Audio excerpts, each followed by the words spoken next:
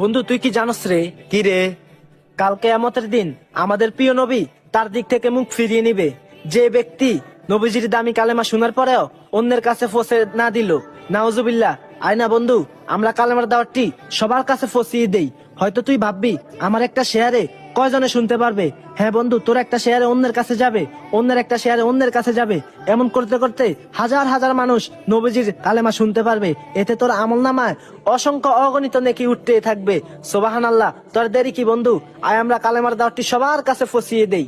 লা ইলাহা ইল্লাল্লাহু মুহাম্মাদুর রাসূলুল্লাহ সাল্লাল্লাহু আলাইহি ওয়াসাল্লাম। সবার কাছে কালেমার দাওয়াতটি ফসিয়ে দেন। আমিন। আল্লাহ আপনার আমলকে কবুল করে নেক। আমিন।